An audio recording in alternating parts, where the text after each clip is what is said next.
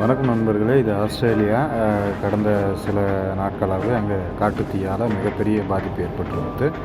இப்போ திரும்பவும் திடீர்னு ஆலங்கட்டி மழை ஆஸ்திரேலியாவை சுற்றி வளைச்சி தாக்கிக்கிட்டு இருக்கு. இயற்கை மிகப்பெரிய சக்திங்கிறது இந்த இடத்துல ஆஸ்திரேலியா உணர வேண்டிய ஒரு சூழ்நிலையில் இருக்குது.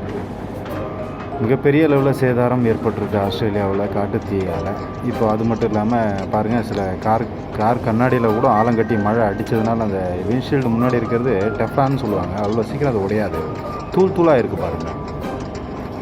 மிகப்பெரிய பாதிப்பு பாருங்கள். ஒவ்வொரு கட்டிகளும் மிகப்பெரிய அளவில் ஒரு ஒரு ஒரு கிரிக்கெட் பால் சைஸுக்கு வந்து விழுந்துக்கிட்டு இருக்குது. இந்த சைஸில் வந்து நம்ம தலைமையில் ஒரு 2 கல் விழுந்ததுனாவே நம்ம உயிர் பிரிஞ்சிடும். அந்தளவுக்கு பல ஆடுகள், மாடுகள், பாவம் கால்நடைகள்லாம் அங்கே இறந்துருக்கு.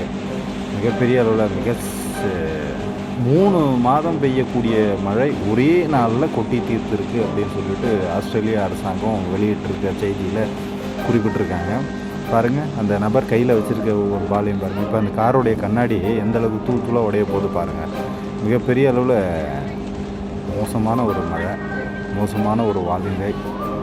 ஆஸ்திரேலியாவுக்கு இந்த இயற்கை பேரிடர் ஏன் வருது அப்படிங்கிறத புரிஞ்சிக்க கூட முடியாத அளவில் உடனுக்குடன் பார்த்திங்களா, இந்த கார் கண்ணாடி தூள் தூளாகி மொத்தமாக உடஞ்சிருச்சு. அந்த பாருங்கள், ஆடுகள் எல்லாம் இந்த எந்த சைஸில் விழுந்திருந்தால் கார் கண்ணாடிகள் பாருங்கள், மேலே இருந்து அந்த ஓடுகள் எல்லாம் உடஞ்சி வந்திருக்கு. ஒரு பாலுக்கும் சைஸும் 2 ஒன்றா இருக்குது பாருங்கள். இது போன்ற முக்கியமான தகவல்களுக்கு